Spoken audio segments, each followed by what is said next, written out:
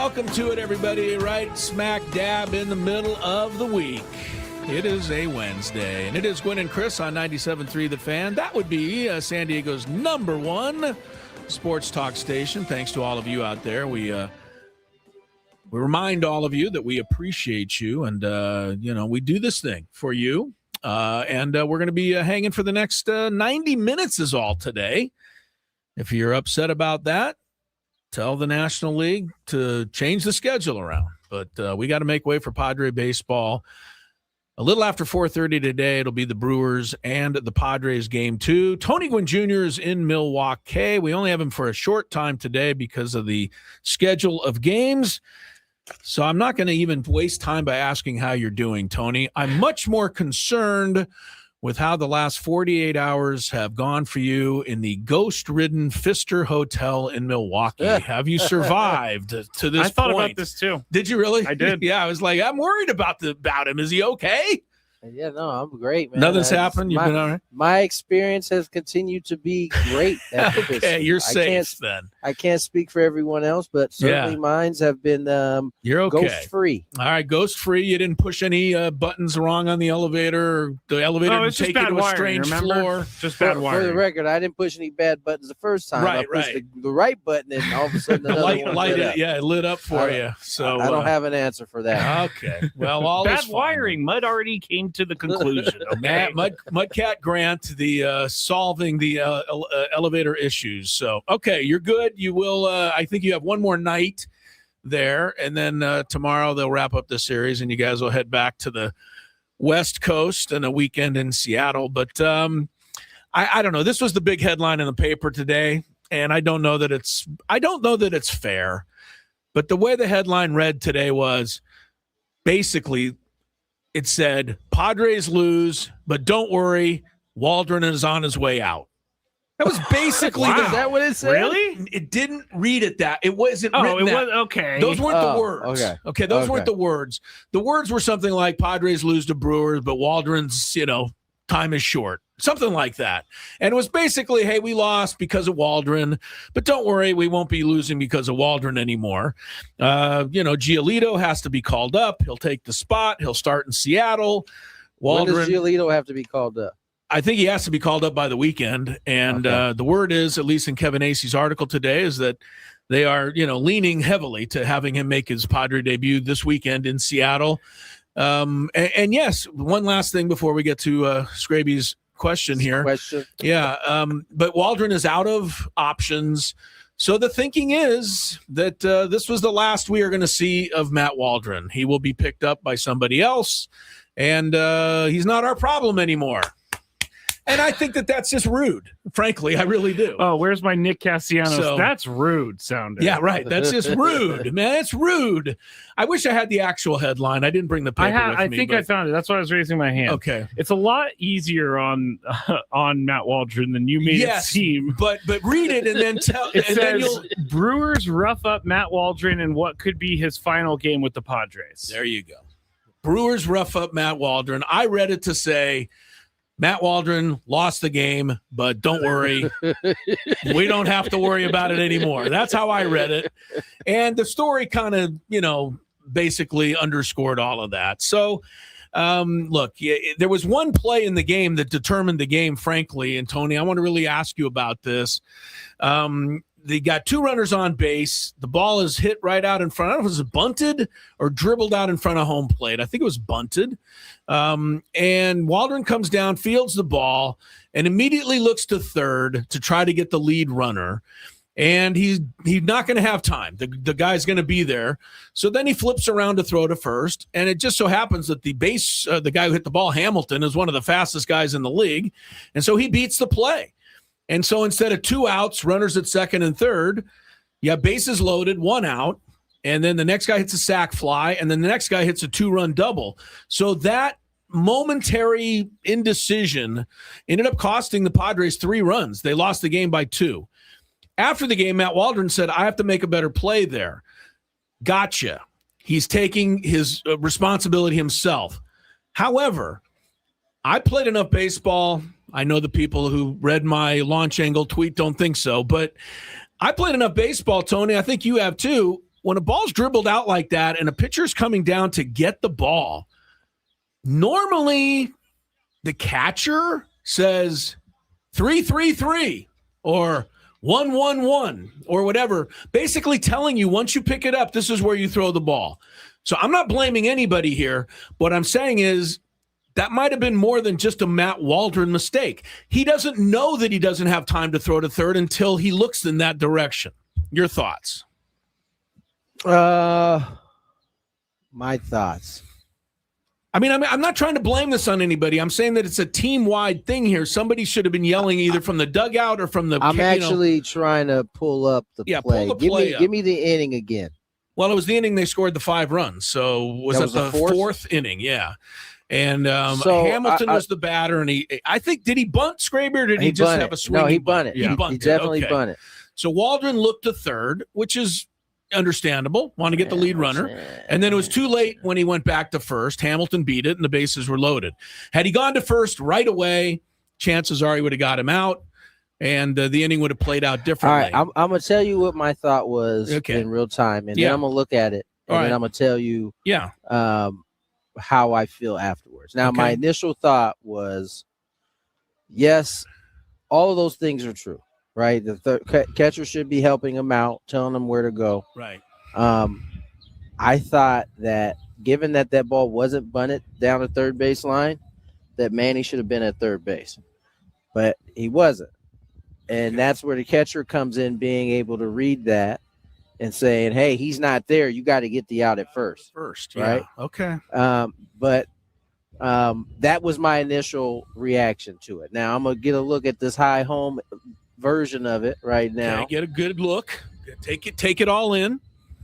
Now, remember, it's runners on first and second. Right. You got to force it third if you can get the throw there and the bases being covered. And typically the rule is, if as a bunter, you want to bunt it hard to third so the third baseman has to field it and there's no play at third. Now, when he doesn't, the third baseman has to read typically and get back to the bag. Now, this ball is bunted. And I just think, Manny was already too deep. He had come in on the bunt too far to get back in time.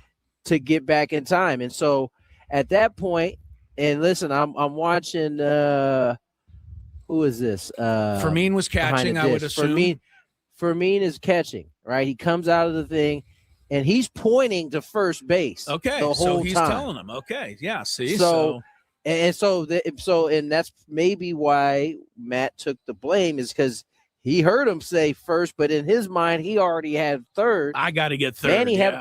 Manny had already come too far down the line to get back to third. Yeah. So at that point you got to go to first. Right. All right. So to me, that's the basis. That's the game. That was it. That was the 3 runs. You know what I kind of liked about him last night? What's that? Chris, I just completely cut you off, which is rude. Well, I do it all the time. You know what I'm going to do? I'm going to play this for myself, guys. That's rude. Thank you, Nick. I like that Matt Waldron wasn't throwing the knuckleball as his primary pitch. He was getting guys out with the other pitch, and then he would use the knuckleball if he needed it, and it would fool guys. And he was doing pretty well until that fateful inning. Yeah, but that turned out not to be that great, right? Because I guess you're right. I guess you're right. He gave up a double on a sweeper, like in the middle of the plate. He gave up did he give up a home or two yesterday? Yes.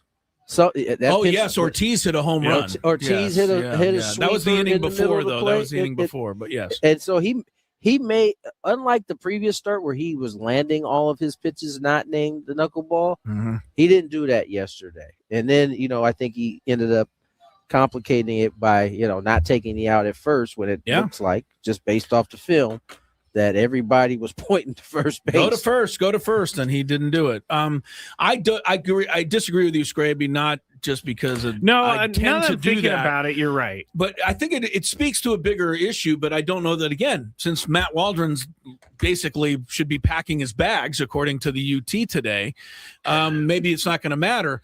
But I just believe Matt Waldron, even though he's worked on all those other pitches to make them, better, which is smart, I just think the day that he becomes a, quote, knuckleballer would be the day that he'd be best.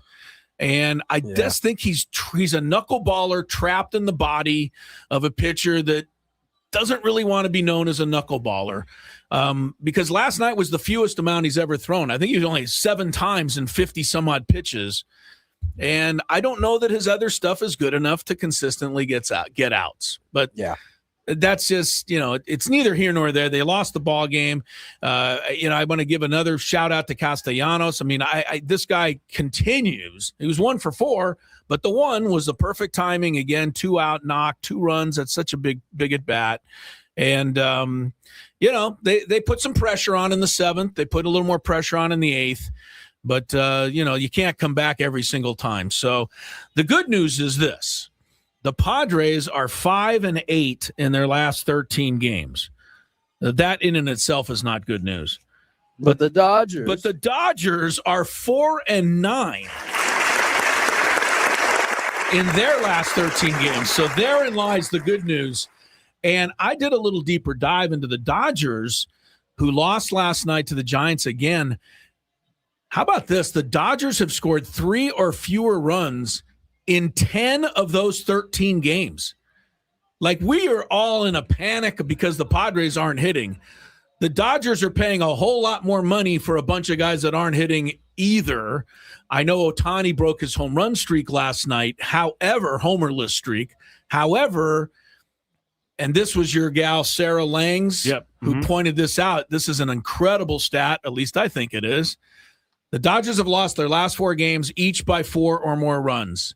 The last time that happened to the Dodgers, and I don't know how she would know this, but she did, 1936. I was going to say, it's something crazy. 1936. Wow. They're in their biggest slump in 90 years, according to that particular note. So good on the timing for the Padres. Now, I guess you can look at it another way, Tony, and say, well, we had gone 9-4, we'd have like a 5-game lead. You can always say it that way too, but we didn't deserve to go 9-5. No, you're right. Yeah, right.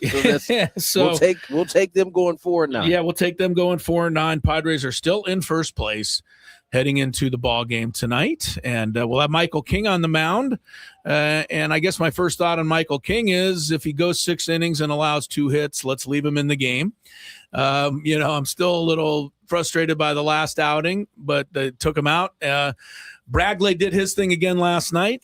But the other guys are available, right? You got Motorhone, you've got Adam, you've got Mason Miller. So if it is a 6-inning thing, they should be loaded up for the 7th, 8th, and 9th tonight against the Crew. Did you see anything else last night, Tony, that I didn't cover? No, I thought the offense looked a little bit better. Put some runs up. Unfortunately, they were chasing quite a bit, but I was encouraged by what I saw from an offense. Now, listen, that was a guy by the name of Sproat throwing yesterday. This is a different cat throwing today. Boy. So he throws hard. And by the way, we've avoided Paul Skeens until this year. Mm-hmm. We've also avoided Mizorowski until now. This is our first. We're not missing. We're catching all the smoke this year. We ain't missing anybody. That is true. He, I think last week, had the most pitches of a starter over 100 and something miles an hour. 103, I think. Yeah, 103.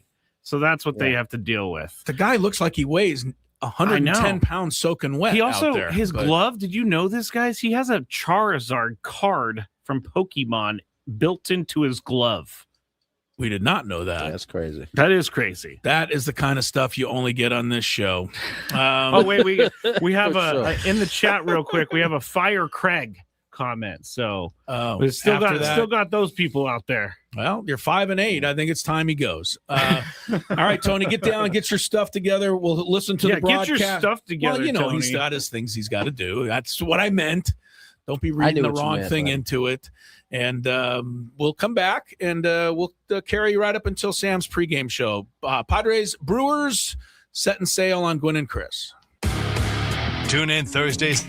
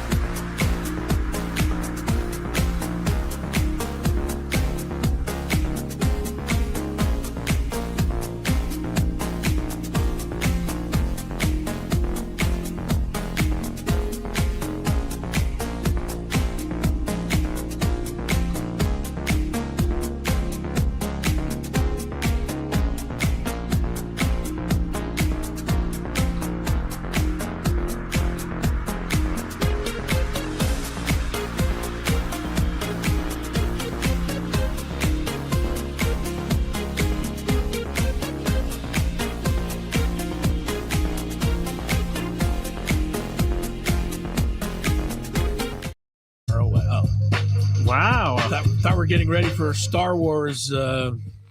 May the Force be with you. Yeah. Did you see the newest commercial? That was 9 days ago, May the 4th. Yes. Oh my gosh, time is flying. Did you see the newest commercial for the new Star Wars movie? Commercial? I saw it on. Is it a movie or is it? No, it's a commercial for the movie, but a Padre is in it.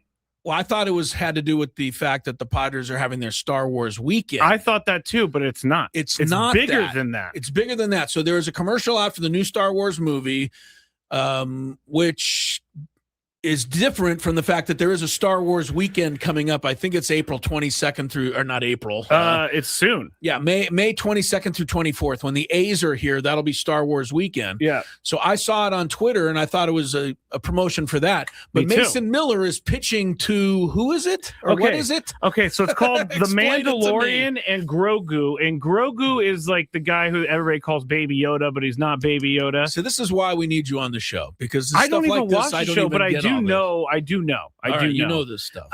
And so it was a commercial with Mason Miller, and they have a little Grogu sitting in the stands, and he's watching. And then Mason Miller throws a pitch, and Grogu does his thing where he uses the Force, and he makes the pitch go like in circles and woo woo woo woo. So Mason Miller throws one of his 103 mile an hour, and Grogu takes the Force and uses it to move the ball around. It goes in like circles, and then he gets a strike, I guess. And that's kind of the and that's it. And then it says go see the movie. Yeah, it says The Mandalorian and Grogu. So that's not just like a Padres thing. That's a national thing. He's doing like a national commercial. He's getting famous. Yes, he is. I mean, I too thought it was for I just Star assumed Wars it was for Star Wars. But Wars I watched it and it wasn't. I was very pleasantly surprised because when was the last time a Padre player was a national commercial like that? Yeah. I there's not a lot of baseball commercials where there's national representation in general, is there? Yeah. I mean, unless it was a commercial for baseball. I remember Glavine and Maddox with the chicks did the long ball, stuff like that. But that's promoting the game. Yeah. I mean, what athletes do product commercials on a national level besides my homeboy? He does like every single one of them. It seems like LeBron probably does a few, and he does those. I know there's many golfers. There's like golfers who do this kind of thing. I don't know.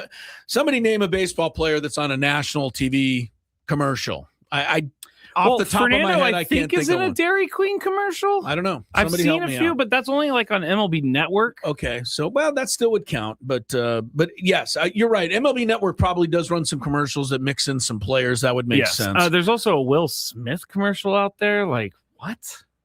Yeah, well, whatever that product is, I ain't buying. I think it was Raising Cane's, actually. Ain't buying. Sorry, Nate has a great one. What's he got? I see these all the time. The Otani New Balance commercial. Oh, for God's sakes. How? Yes, New how Balance, could I forget Otani? Now. Yes, Otani's bigger than Godzilla. All right, speaking of the Star Wars weekend, May 24th will be the final game of that series. Padres and A's, stick around. We're going to give you a chance before the show is over to win a pair of tickets to that game right here on the show today. All right, so the Padres lost to the Brew Crew 6-4. We know that. It's not the worst thing that happened in Major League Baseball last night. Not even close. The absolute worst thing that happened in Major League Baseball last night was that Mike Yastrzemski of the Braves hit a home run and Joey Ortiz of the Brewers hit one as well. Why is that the worst thing that happened in baseball? Okay, thank you, Thomas. Enough. Every time you play that, I always think of him for some reason. Odd Thomas. But no, those both guys are now off the board for guys with 0 home runs. And the list is getting shorter and shorter and shorter. There aren't many guys left. I think Chandler Simpson and Luis Arraez. I mean, Luis hit like 8 last year, so he's got it in him. Yeah, Chandler Simpson is honestly just a stolen base guy. Yeah. But Fernando lost a little company last night, with Yastrzemski hitting one. And Joey Ortiz, are you kidding me? Matt Waldron basically should be shipped to another team just for giving up a home run to Joey Ortiz. Yeah, that's hard to do. That's tough. So, the Fernando watch continues, and, I wish it didn't, but it does. And it's hard to get past anything without, crossing your mind. I know darn well you're thinking about it every time he steps into the batter's box. Yes, you are. So, it lives on. I tried to go back because I wanted to provide some context for this. And I tried to go back and look for guys who played like 30, however many games he played when I looked at it. It was like 38 games. And who had 0 home runs after 38 games since like 2010. Because you're talking about from the beginning of the season to the middle of May. To when I did this research project. How many guys are sitting there? There's like 30 or 40 since 2010, but no one with a name. No one with the name. Sal Frelick was the biggest name that I found. That was the one you there. could find. Yeah. There's not a lot of guys with Fernando's, with his stature that you're going to see on this list. And, unfortunately, it's going to continue. I will say that the Padres scored 4 runs last night, and in a sense, they wasted it, Scrape. They did. That was only the 3rd time all year they've lost a game when they've scored 4 or more. Normally, 4 is a winning total, but it wasn't the case last night. I got nothing left for Fernando. I tried my launch angle tweet, and that continues to have a life of its own. Let me tell the people this. It's getting completely out of control. It really has over like 400,000 impressions. That is that tweet alone? A crazy amount. That is a crazy amount. Are you serious? Let me go look at it again. 400,000 impressions. So either people or I haven't even read the comments. I don't even know how they figure that out. I know the comments is well over 150 now. Normally on most tweets I get like 453,000. Yeah. Well, I gotta tweet dumb stuff more often then, because that seems to work. I will say the engagement on it, the comments are great, but there's no they're mean. Yeah, they're mostly well, mean. yeah, they're not great. The number of comments are they're great. not supporting of me. I that was just honestly, if you haven't seen the tweet, go to my page, you find it. But tell them where it is. At Chris LOSD. But basically, I honestly, even though I wrote the one word I would change in there if I could, is I would change the leader in launch angle to the highest launch angle. Because the fact that I wrote leader is what everybody thinks that I don't know, my ass from a hole in the ground, basically. So, it is funny how one word changes everything. And I really meant for it to say highest. I didn't mean for it to say leader, but I did. And that's why everybody's had a problem with it. But that tweet, I honestly only intended for people to go, oh, that's interesting. Yeah, I thought it was kind of ironic that the guy with the highest OPS or the highest launch angle had the lowest OPS. That's all I was referring to. It's all I meant. And it has probably been the most responded to tweet I've ever put out there. It's pretty crazy. So it's absolutely crazy. So I don't know what to say about that. But if you're not in on that party yet and you want to read it and then you want to write me a nasty tweet, feel free. You'll just be joining the club on something like that. All right, Scraby says, hey, why wait around? Let's give you the chance to win the Padre tickets right now. So here's what we're going to do. 833-288-0973. First person who calls in with the correct answer to this question will win tickets to see the Padres play the Oakland Athletics on Sunday, May 24th. The question, as usual, I make it a little, make it somewhat about the Athletics. Who holds the all-time Oakland Athletics record, or Athletics record? I said Oakland, but the all-time Athletics record for most plate appearances at bats in one season. Oh man. Who holds the all-time Athletics record for most plate appearances / at bats in one season? All right. I have a guess, but it's probably not right. I don't know. I think we'll see. First person to get it at 833-288-0973 is going to win the tickets. Yes, the question is, let me see. Yes, in one season, who has the most plate appearances for the Athletics? Who holds that record?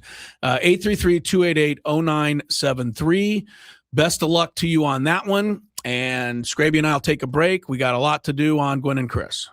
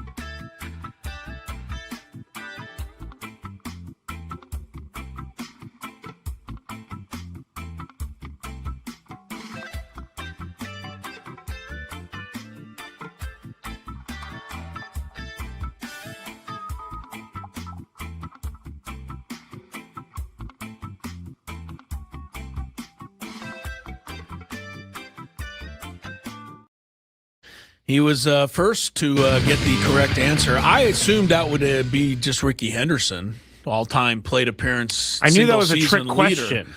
Yeah, and, Ricky was the greatest leadoff hitter in history, so you just assume it was him.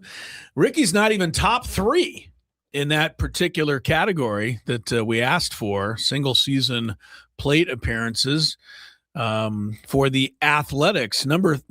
I don't know who number 3 is. Whitey Witt. That's way a long time ago. Sal Bando, though, 1969. Sal, man. Well, you don't know Sal. Sal Bando. Sal Bando is a great third baseman on the world champion A's teams of the early 70s. But the record is held by Marcus Semien. In 2019, he had 747 times he came to the plate. The most Ricky ever had was 722 back in one of his great seasons, 1980. I could have asked the other one who the all-time career leader was in plate appearances for the Athletics, because, again, I think everybody would guess Ricky, and they'd be wrong. The all-time leader, the guy who's come to the plate most in A's history, is a shortstop, Bert Campy Campaneris. We've talked about this. I have his autograph. You do have his autograph. Well, my dad has his autograph. Right. Campy was the shortstop who lined up next to Sal Bando on those champion A's teams of the early 70s. Anyway, Benoit, enjoy seeing this year's version of the Athletics on Sunday, May 20th. Or is it Sunday, May 24th? I think it is. Yes. Weekend. Yes, because Memorial Day is on that Monday. Right. Weekend game there. And right now, as it stands, you'll be seeing a matchup of 2 first-place squads, right? A's, Padres, both in first place in their respective divisions. Something not a lot of people would have predicted on May 13th. Let's hope that holds up over the next. Why not? Yeah, let's hold 10 up. days. Who's more likely to hold up, us or the A's? You're going to say us. The A's. Us, okay. I bring this up because I just want to every now and again try to keep the struggles of a baseball season in perspective. And because the Padres have lost, what did we say? 8 of 13 games here. They're 5-8. They lost last night, kick off the road trip. They lost 2 to the Cardinals. Before that, they lost 2 to, was it the White Sox, I think? Yes. So, they haven't been going great. But and we say this all the time, but I don't think it sounds good to you when we say it. And what we say is this happens to every team in baseball at some point during the season. You're going to have little slumps. One team that really in our minds has not even been close to slumping all year is the Yankees. They've just been blowing everybody out. Or have they? Today, Jazz Chisholm's double in the 5th inning was the only hit the Yankees got.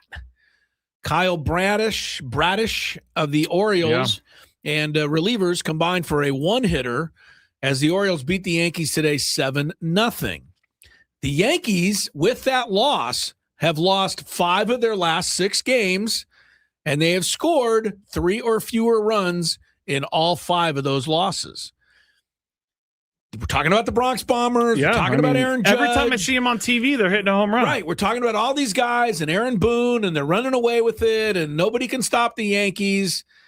Well, guess what? The Yankees are currently 2.5 games out of first place behind Tampa Bay in the AL East. So, look, the Yankees are going to end up having a good season. They're going to be in the playoffs. You know they're going to be a contender to go to the World Series.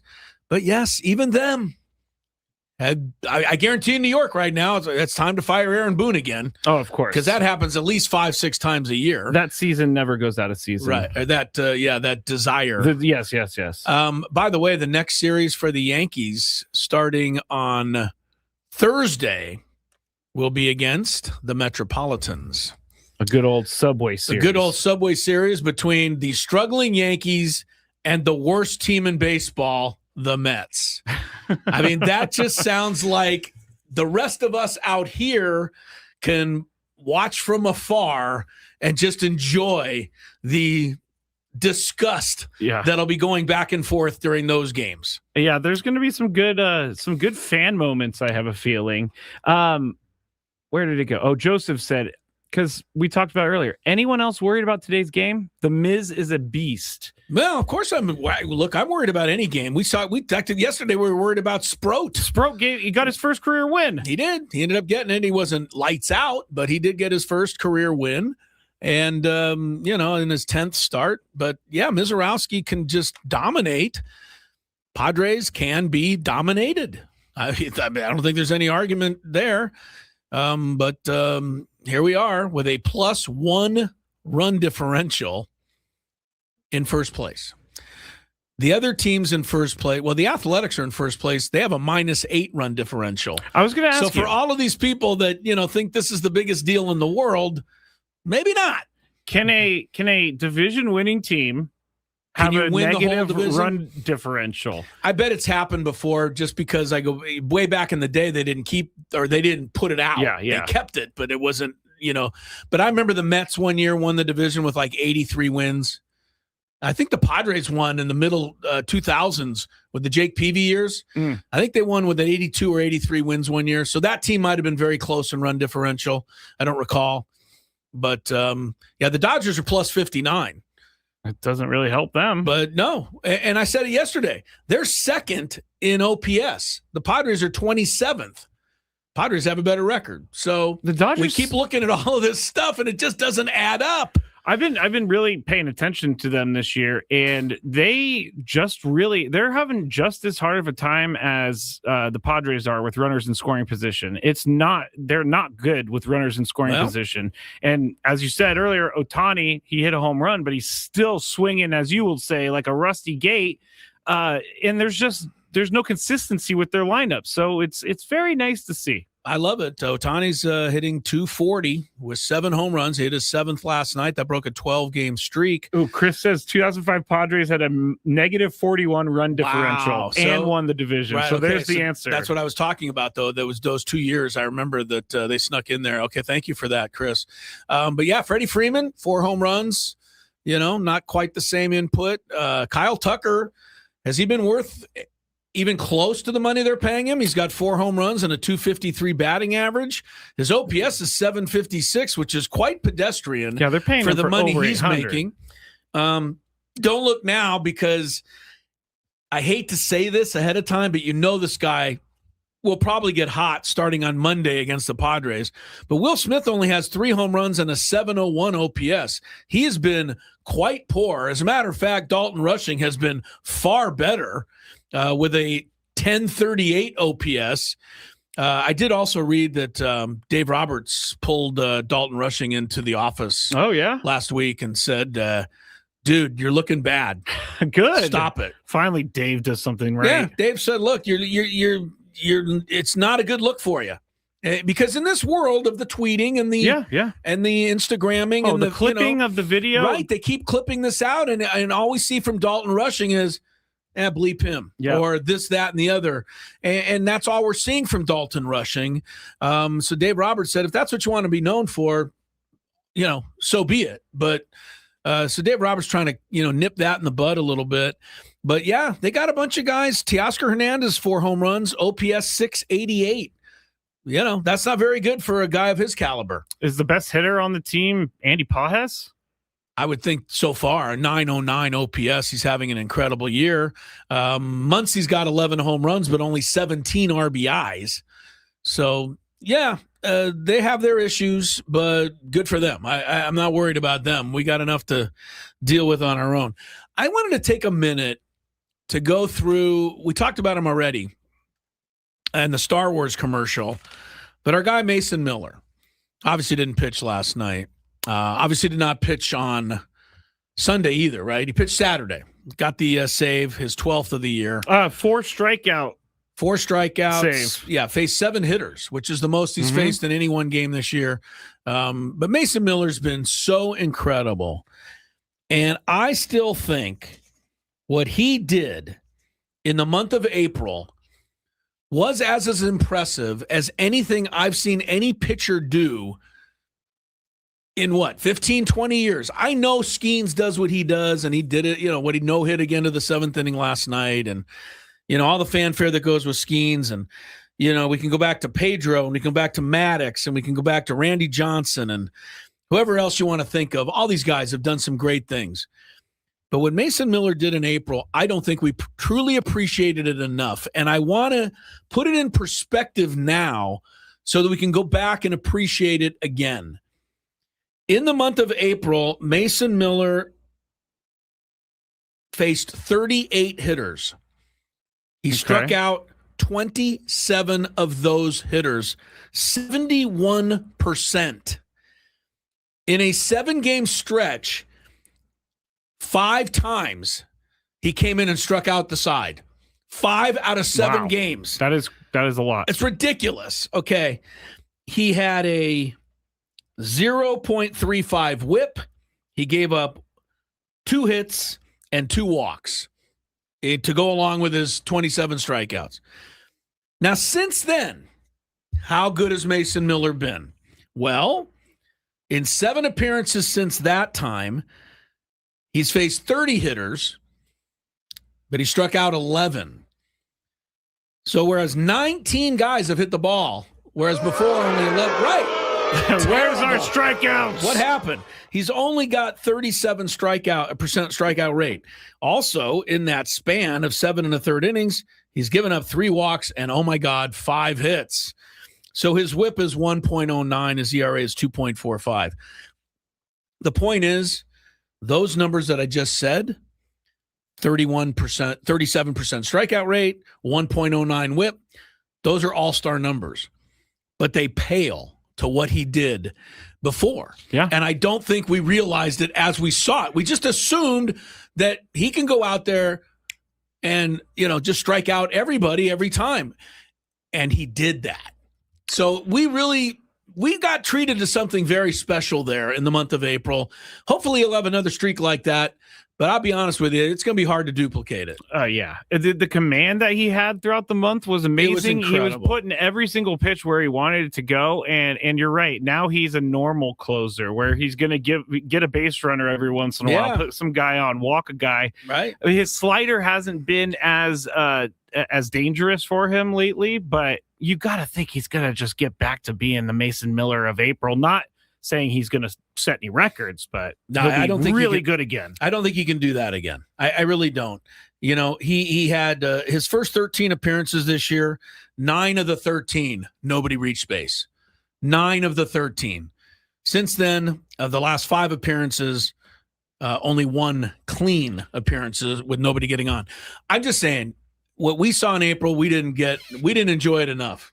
Because I don't know that we're going to see anything like that again. It's got to be demoralizing for the other team knowing that you have to go through Mason Miller to get a win. And it shortens the game. It does. It's the old thing. Does. I mean, it shortens the game. You know that if you don't get it off Jason Adam in the 8th, you might as well go home. Yeah. You might as well go home. Because you're just a spectator at that There's point. Nothing, it's not going to be going your way at that point. Yeah. I've just really enjoyed what we saw. A couple of other quick notes on baseball, and then we'll get to the top and get our daily Gambit in and run through some of the playoff action last night. Max Fried, not great news for the Yanks. Pulled from his start today, sore pitching elbow. Oh, no. How good has Max Fried been so far this year? Almost unhittable. Not today. His ERA is up to 3.21. He only threw 34 of 61 pitches today for strikes. He was on 3 balls to 5 of the 13 batters. He wasn't sharp. And now he's got elbow soreness. I don't want to root for anybody ever to get hurt. But when you just see sore elbow tests coming up, does that ever turn out good? Nope. Right? They never look at the elbow and go, okay. Yeah, we'll see him next week. Yeah, we're not even going to put you on the IL. No, it's usually look what Nick Pivetta. He had a sore elbow. Well, so did Joe Musgrove. Diaz. Oh, Diaz. He's got stuff floating around on his elbow. Loose bodies and Tarek Skubal. Tarek Skubal has loose bodies in his elbow. But apparently he's going to come back in 4 to 6 weeks. Can they just not call it loose bodies in your elbow? It just doesn't sound right. What, you want shards of bone? Well, maybe, yeah.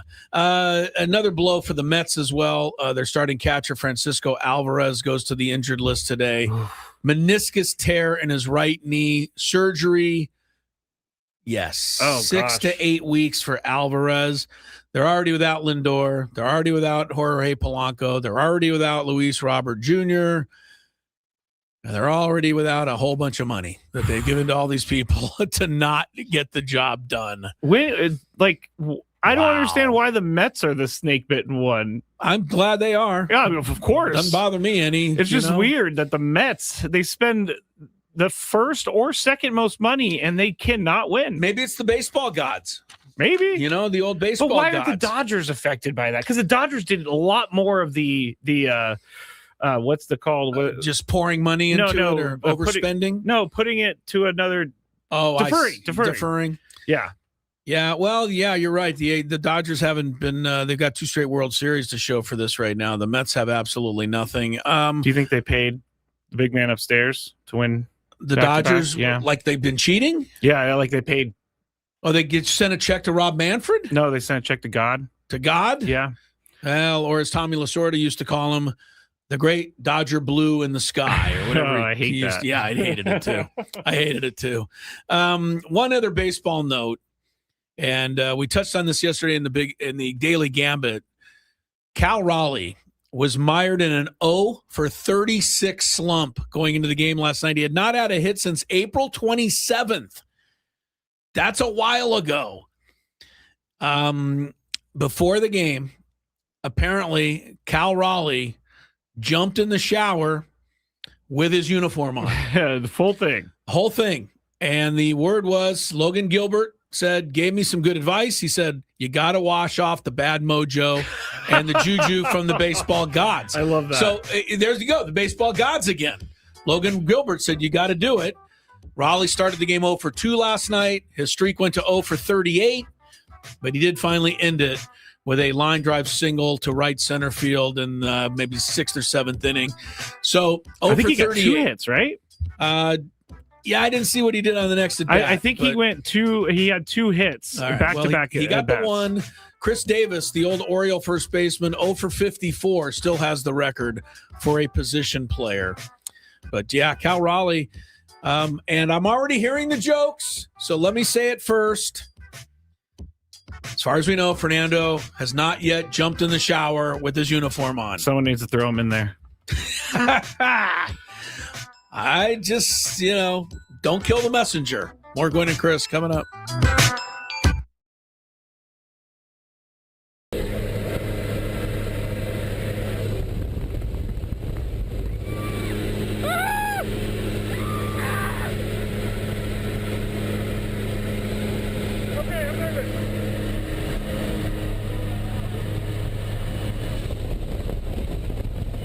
Stay low. Hands on the heart. Stay low.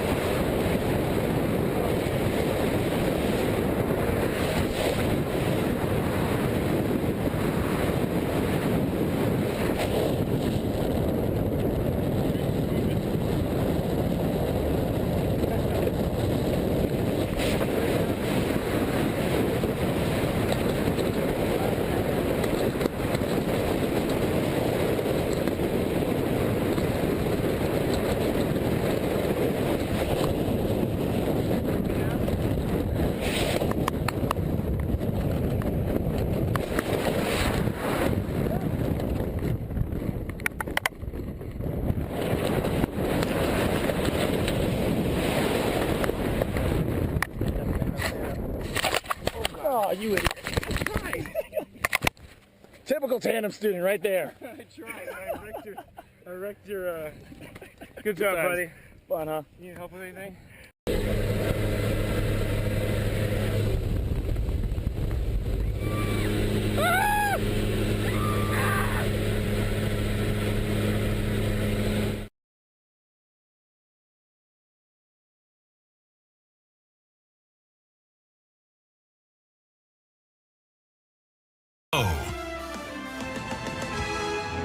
All right, we welcome you into the 3 o'clock half hour, 2/3 of an hour.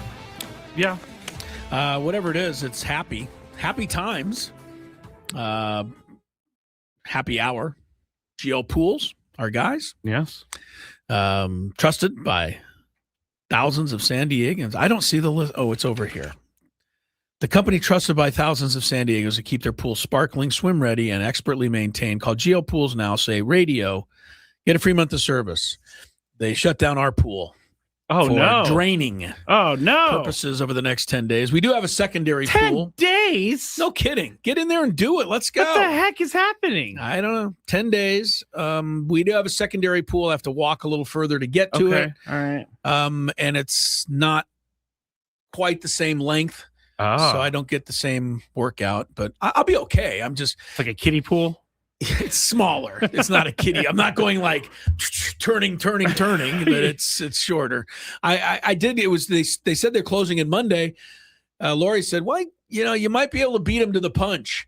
So I went at 5:30 and it was still open. So I snuck in there before they closed it down. That's how important my swim is, man. I got to get my swim in. Have you ever done one of those like your stationary, but the lap pools that? Oh, I've never tried that. It is so weird. Weird. It looks because you're weird. not moving, but you are moving. It's swimming to keep up with the tide. I get so bored. I did it for like 10 minutes. And I need to turn. Yeah. Yes, you need to see different things. Right.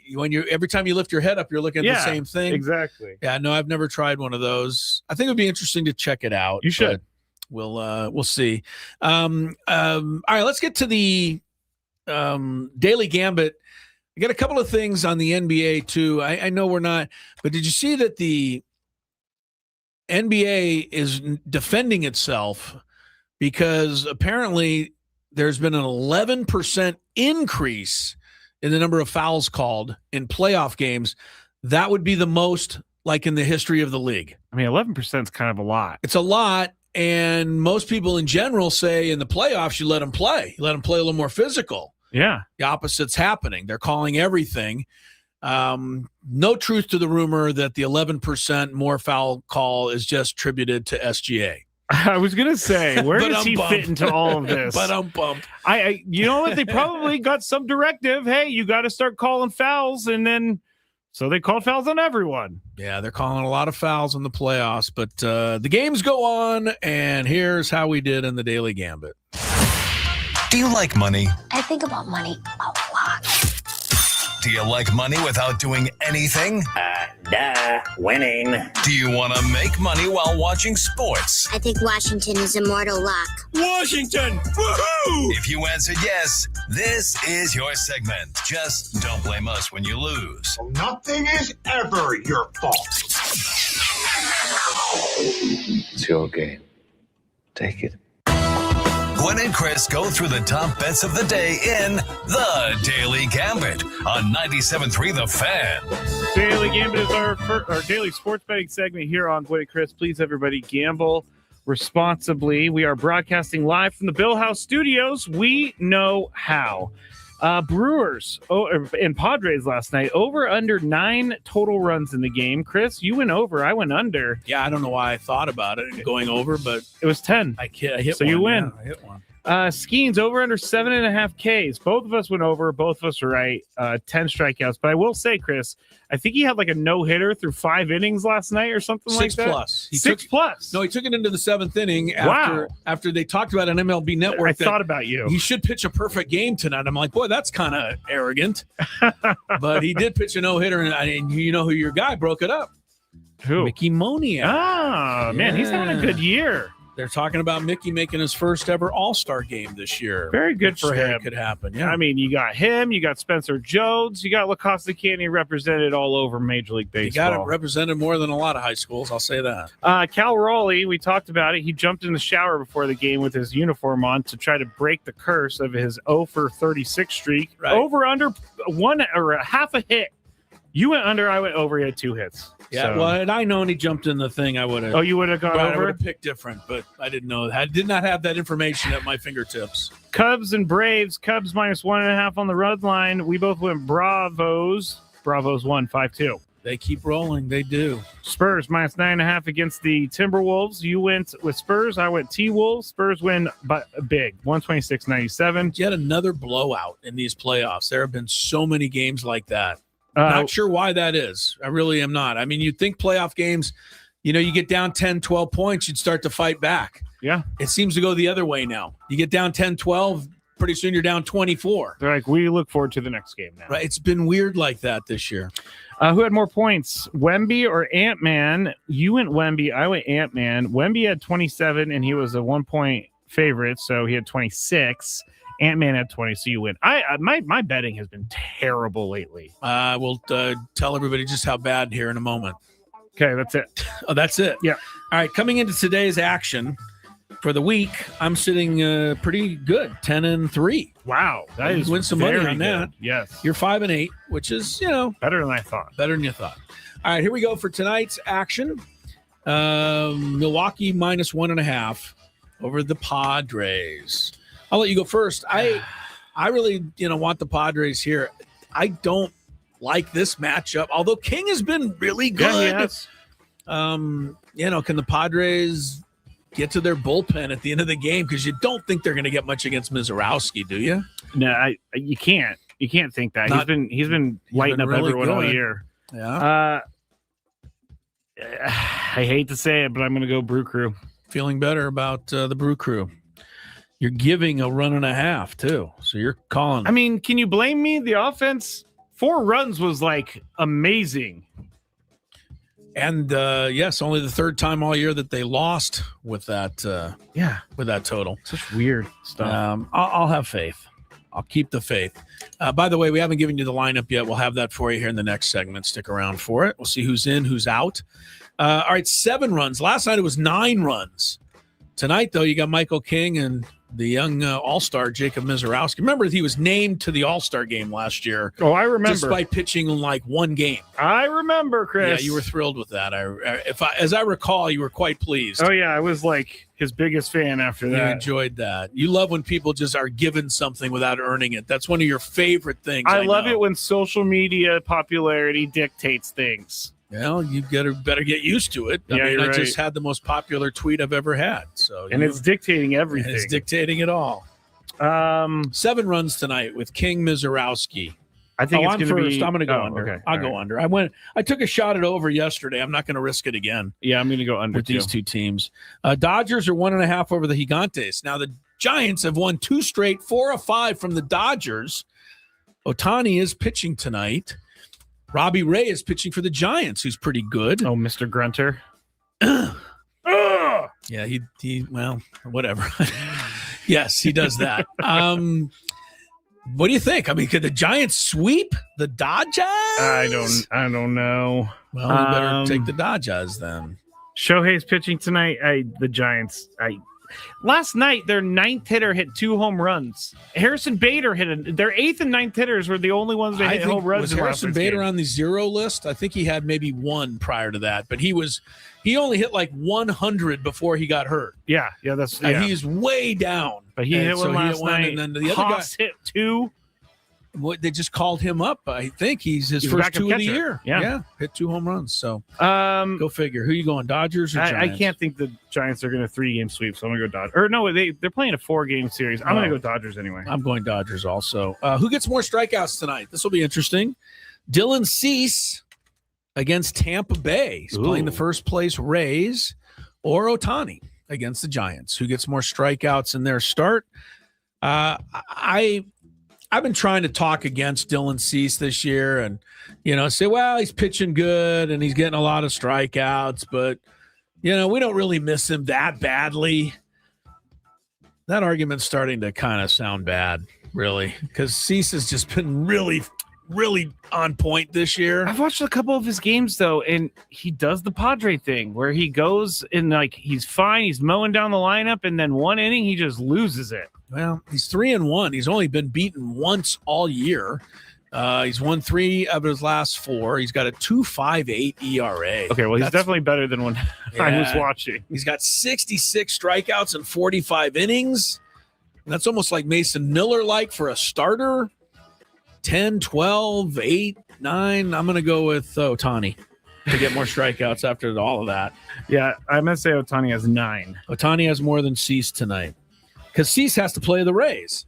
Yeah, the Rays they're good. The Rays will just choke up and hit ground balls and try to analytic their way to another victory. How many innings tonight for one Framber Valdez? Uh-oh. I thought he was suspended, or is it over already? He probably already missed the start. I don't remember missing anything. He's 6 in a third innings at the Mets. Basically, if he gets 6 in a third, he's over. If he gets 6, he's under. So you're betting whether he gets an out in the 7th inning against the worst team in baseball.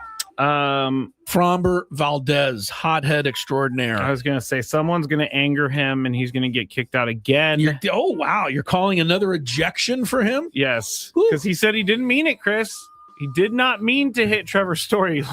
Man, he didn't mean to. That was maybe the worst lie I've ever heard. Even though you slammed him right in the back of the numbers with a fastball. And then stared him down. But you didn't mean under. It. Under. You say he goes 6 innings and he's out of there. Yes. I'm going to take a shot on over. The Mets are just not very good. The Mets did bring up one of their top prospects last night, A.J. Ewing. He had a triple and 3 walks. So a pretty good start to his career. Any relation to Patrick? I'm going to go with the no? difference in the race as a no there. Okay. Yeah, if you don't mind me predicting that's a no. Okay. Speaking of the NBA, Detroit 3.5 over Cleveland. Now, this is game 5. It's back in Detroit. Cleveland so far has won every home game and lost every road game. That's weird. And I don't think it's going to change. I'll take Detroit tonight in game 5. What was the spread? 3.5. For Detroit's Detroit. favored at home. I'll go Clee. You're going to take Cleveland. Yeah. There's a little surprise. All right, 211.5 points.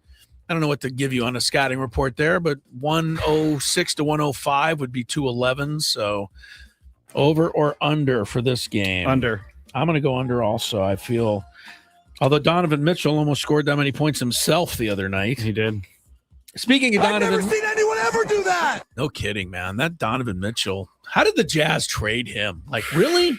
They thought somehow they're going to be better? He was very trading happy him? about it, I bet.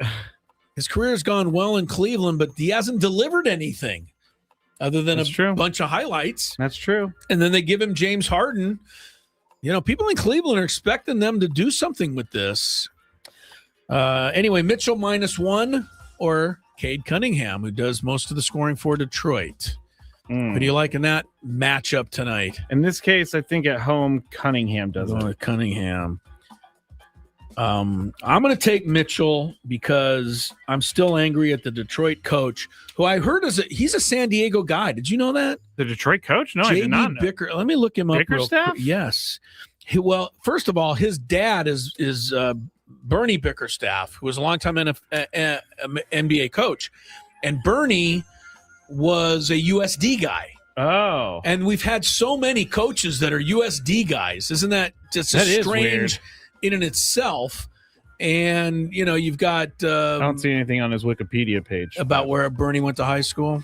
What's his name? Bernie Bickerstaff? No, J.B. Bickerstaff. J.B. Bickerstaff. I want to see where he went to high school. I think he was born in Colorado. Yeah, man, maybe I'm getting him mixed up.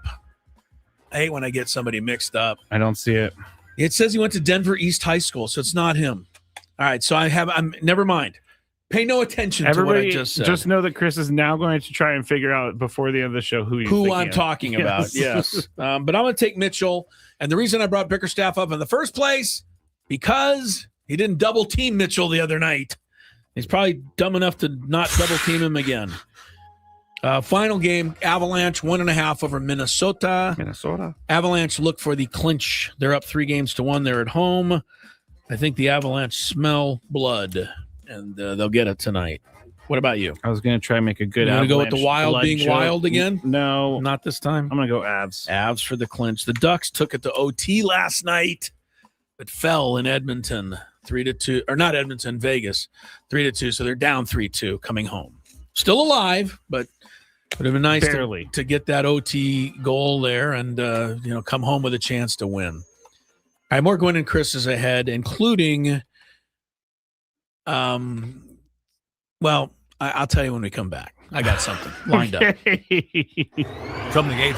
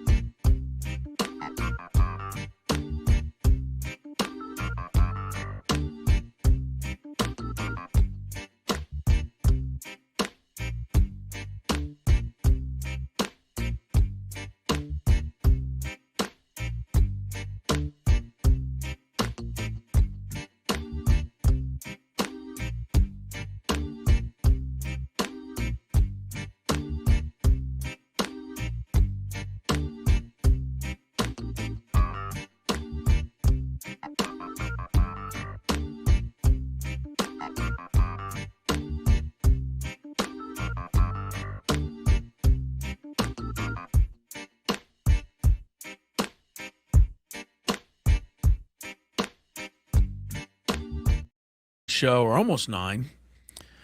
He's finally figured out that maybe his hand signals just don't get picked up often enough. So you want to show everybody what you've invented for the show? I mean, I've been using this for a little bit. Yeah, but not like last 2 days. You've been like adamant with this. Yeah, I think this is how I'm going to go now because I can get the message through. It works. It gets me to look, and then I'm more. See the top. Gives Chris. Look at his signboard he's got there. The top it says 3404, which tells Chris when the music is going to start, and then hit pick is because we are terrible at remembering to do our own game. Our own game at the end of the show where we pick somebody to get a hit each night. So Scraby's got the sign, and then now, how do you have something to erase it with? Are you going with your hand? Oh, you do have an eraser. I do. Okay, you're locked and loaded there. Yes, I'm ready to go with this dry erase board. You know, if I had that dry erase board over here where I'm sitting, yeah, I would just doodle stuff on it. I figured you I'm would. a crazy doodler. I'm a doodler too, Chris. All right. The coach, I just, I mixed up my NBA coaches. The guy who was a superstar high school basketball player in San Diego and was an NBA coach was Jamal Mosley of the Magic. But he actually is no longer a coach. He was fired on May 4th after the Magic were ousted by Detroit. Remember, the Magic had a 3-1 series lead. Yes. They did not hold on to that. As a result, Jamal Mosley did not hold on to his job after 5 years. But I think Canepa pointed it out in a column. I did not know. Jamal Mosley went to Rancho Buena Vista High School. Dave Roberts, same thing. And Mosley was so good, he was named the CIF Player of the Year here back in 1997, which is now almost 30 years ago. He's gone on to a really good career, though, as an NBA coach. So good for Jamal Mosley. He went to Colorado after high school, Buffalo University, not to the state. Anyway, he just went to Colorado. Yeah, I'm done with high school. I'm just going to go to Colorado. But anyway, Jamal Mosley was the guy I was thinking of. Now, I shouldn't have to know that, though. Honestly.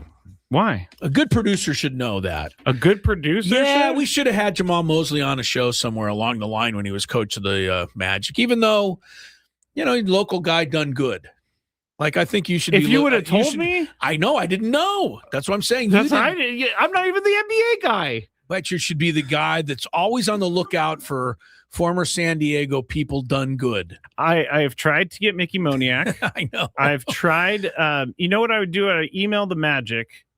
Well, he's fired. It's too late now. Well, now I got to find his agent. Yeah, now we'd have trouble. Well, it'd be hard to interview him now because he's not really even representing anything. You know what's kind of unfortunate about today's? It's harder to get the guys and girls on, and I totally get that. No, I know. I'm really not saying people don't want to do this stuff anymore. But like for a team, it is much better for them to go and do it on their own platform than to be on our show.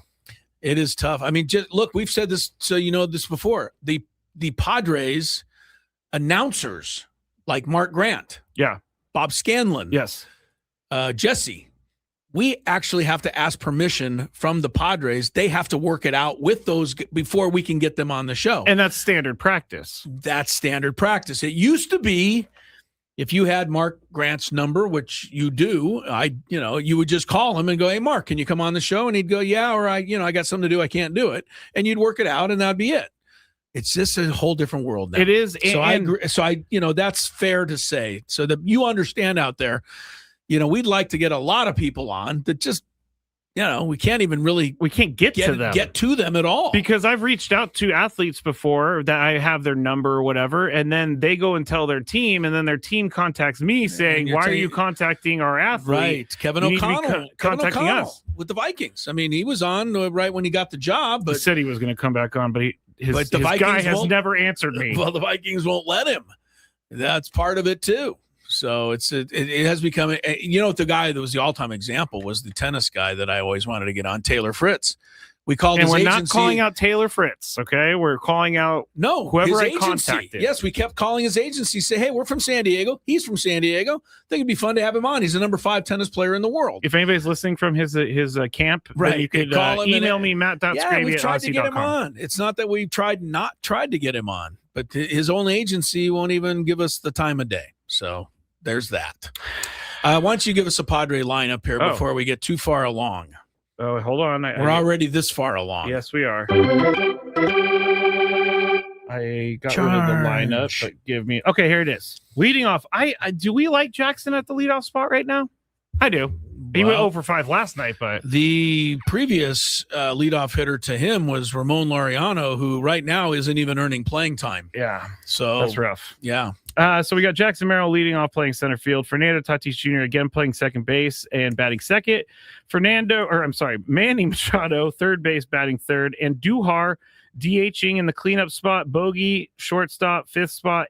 Oh my gosh, there's 2 Andujars in this lineup. Not on mine. Okay. Bogart's fifth. Sheets is in left tonight. Castellanos is in right, batting seventh. France at first. Rodolfo Duran is catching tonight. I will say this going into the game, not their fault. They'll do the best they can, but we're not leading the league in outfield defense tonight with Sheets in left and Castellanos in right. Something to keep an eye on. Secondly, Laureano's out. Why? He is swinging like a rusty gate. In fact, he's striking out at least twice every time he's been in the lineup lately. Top Ramon has disappeared from view. We got to get Top Ramon back. He'll be back. Yeah, He'll but be he's just slumping right now. Here's the other thing that I want to point out. Second day in a row that Fernando's playing second base, which means I wonder if they're already soured on Sun Moon Song. He played the first 5 games he was here? He has not played the last 2 games.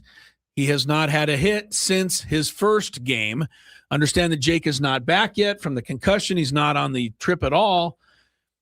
Have they already decided about Song? Are they going to give him another start somewhere along the line? Yes, they put too much money into him, and I think what they're doing is they're trying to, not just throw him to the wolves, just kind of give him some experience here and there. Okay, well, here and there means you play at least once in a while. He's missed the last 2 games. I'm just saying, something to keep an eye on. So the chat says, I don't know. We want to see Song against Mizrowski. Well, you got to see somebody against Mizrowski. That's true. And I will say this about Song. If he gets on base, he's a stolen base waiting to happen. So we'll see how the Padres do tonight against Mizrowski, Michael King for the Friars. I had another thing to get to, and we have another couple of minutes left.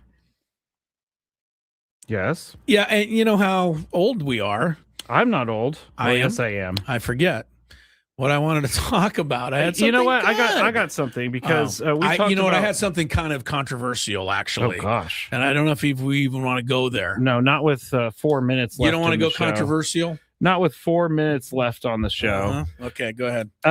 So Adam sent me a tweet earlier, and now I can't. The SGA tweet. No, this is just great, everybody. All right, well, we're going controversial then because you can't find it. It basically was everybody. The Rays say they don't want any of their guys to hit over 100 miles per hour. They want them to hit less. The hitting coach said that if he hits the ball over 100 miles an hour in the cage, I kick him out. So their philosophy is hit the ball softer, which does not make any sense, but it works for them. Everything the Rays do is controversial, using that word, and they are always the only ones that think it works. But then after the season, everybody goes, how'd you guys do that? That is we want to copy you. Oh, I have it now if you want to hear it. Well, I don't. Okay. Go ahead with your controversial. You said enough. I mean, I'd hate to teach somebody to not hit the ball hard. That's a crazy I don't know. Maybe that's the answer for Fernando. Oops, I shouldn't have said that. I'll be called stupid again. All right, here's the controversial thing. And I'm just going to throw it out because I don't have the best answer to this, although I think I know how I feel about it. The NFL apparently ended a mandate that all 32 teams hire a minority coach as an offensive assistant. They did that before the 2025 season. Nobody was notified of this, but that used to be mandated. You had to have at least one minority as an offensive assistant. Now, this news comes during a time in which the NFL is getting pressure from the Florida Attorney General. His name is James Utmeyer. They have been after the NFL to scrap the Rooney Rule altogether. I, in general, think the Rooney Rule's been a great thing, helping, change and put the spotlight on getting more diversity and hiring of coaches and GMs and assistants. I think most of us feel that way, but I shouldn't speak for everybody.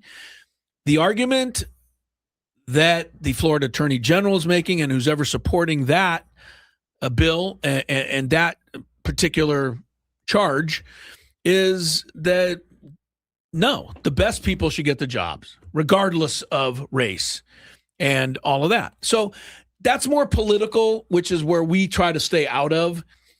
But it's interesting because the NFL, I really feel they're trying to do the right thing here by getting more minorities involved.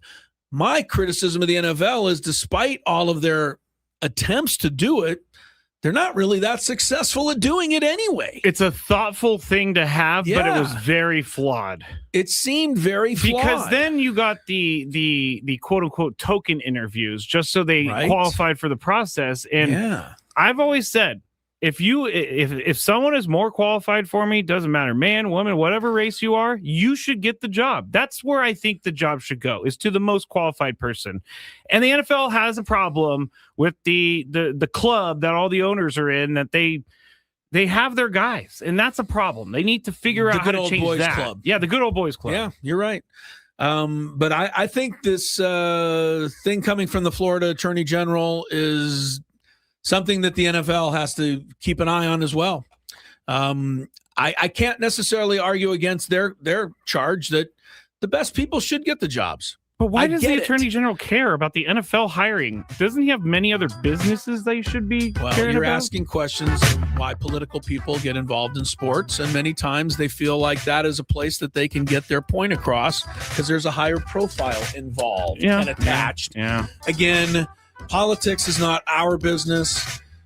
Let's do our hit to pick before we forget. Who's going to get a hit tonight, Scraby, for either the Brewers or the Padres? I believe you have a 2-game streak going. I do have a 2-game streak. You have a lot on the line here. I'm going to go with Bryce Terang.